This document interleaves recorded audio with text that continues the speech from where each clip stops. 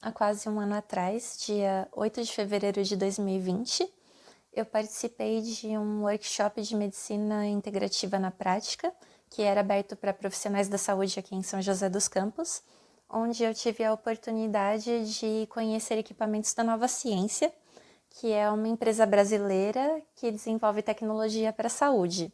E eu conheci o casal dono da empresa, que eles contribuem muito para a pesquisa no Brasil, então foi um privilégio conhecê-los e poder entrevistá-los. Nesse vídeo eu vou compartilhar com vocês a apresentação do Alexandre Távola, que é um dos donos da Nova Ciência, a explicação dele sobre o exame de microscopia de campo escuro, só que durante o exame eu vou interromper com comentários meus atuais. Olá, meu nome é Alexandre Távola, sou engenheiro aeroespacial de formação e venho na área da saúde desenvolvendo equipamentos, tecnologias, metodologias de ensino e buscando sempre o melhor para o público, para os médicos, para os terapeutas.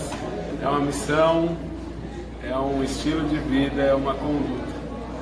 O teste de microscopia de campo escuro é um teste inovador, ao mesmo tempo simples e complexo. Na verdade, nós temos muitas opções para analisar.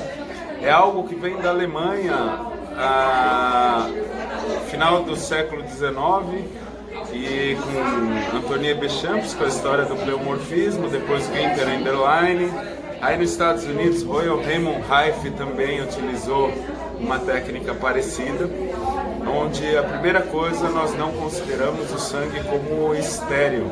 Quer dizer, o sangue não tem esterilidade, esse sangue tem material biológico dentro, transitando. A evolução dentro do sangue de estruturas pleomórficas são estruturas que modificam com o decorrer do tempo e com a condição de saúde da pessoa. E é exatamente essas estruturas pleomórficas que nós avaliamos, junto com os grupos das células sanguíneas, o grupo das células vermelhas e o grupo das células brancas.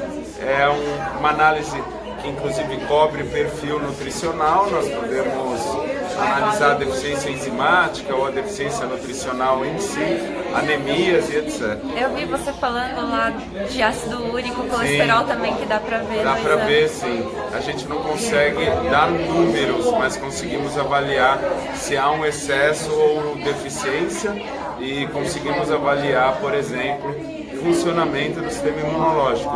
Se há hipersegmentação, se há hiperfragmentação, se há deficiência de nutrientes do tipo zinco, taurina e etc., relativo ao sistema imunológico. E isso tudo é possível com uma única gotinha de sangue colocada no microscópio. Obrigada, Alexandre. Nada, que isso. Eu gosto de pegar ele no dedinho. Aqui, né? Que não dói. Mas dela não sai. Eu não senti nada. Apareceu. Foi só falar. O que você queria que aparecesse? Saúde, muita saúde.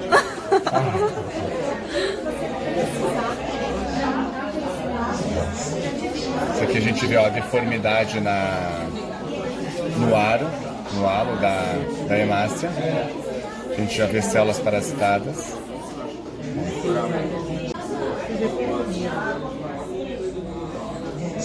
Estresse oxidativo violento.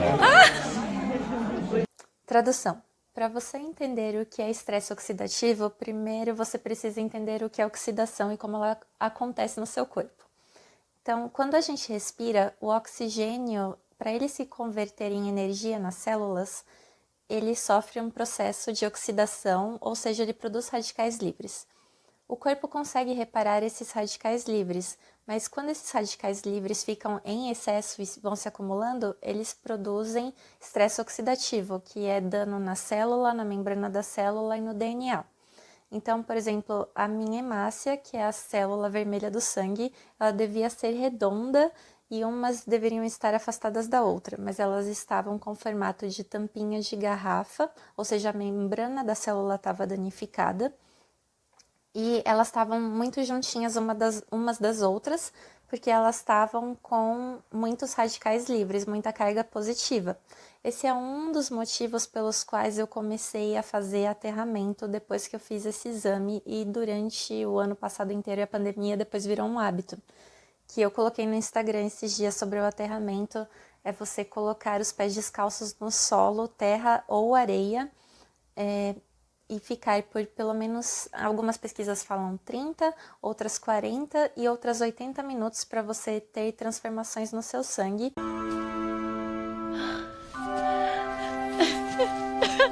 Os elétrons do solo que carregam a membrana da célula com carga negativa e daí as células se repelem.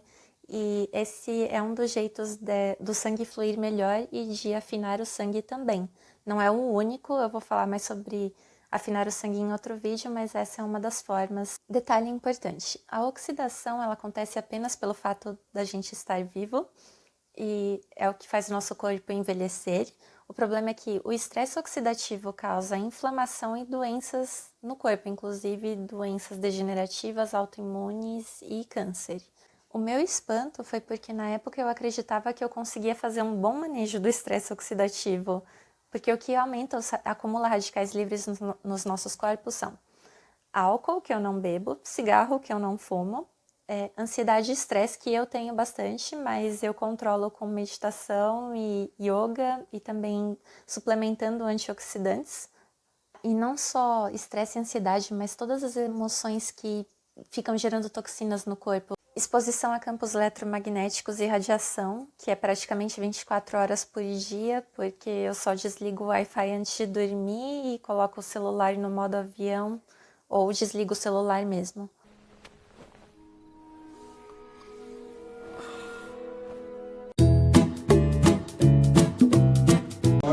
Terreno... Tô envelhecendo rápido. Não, é pior, é um terreno compatível. O tipo de celular ali é compatível com doença autoimune. Sério? Doença autoimune. Não é um problema em si, porque isso aí a gente corrige muito com nutrição. Mas é característico que você tem alergias aí significativas que precisam ser tratadas.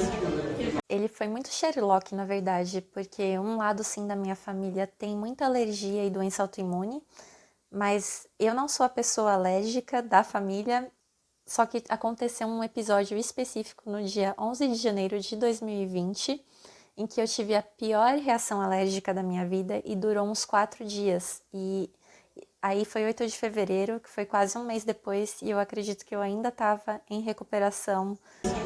Uma bactéria bem... Olha o tamanho dela.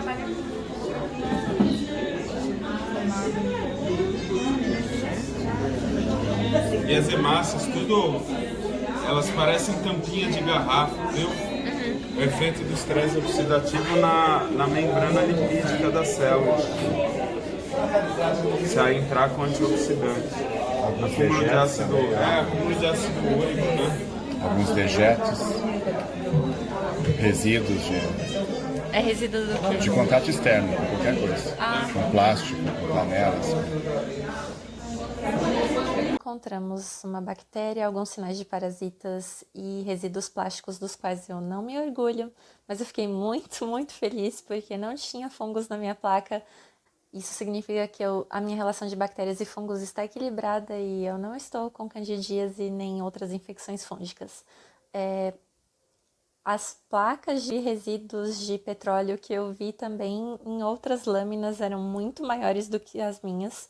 Então eu fiquei feliz porque substituí os cremes por cremes não com nenhum derivado de petróleo, shampoo, condicionador, e usar garrafas e copos e louças livres de BPA, que é bisfenol A, fizeram muito efeito. O ácido úrico, no meu caso, ele não vem do álcool, ele vem do açúcar, porque eu ainda sou uma formiga com alguns doces.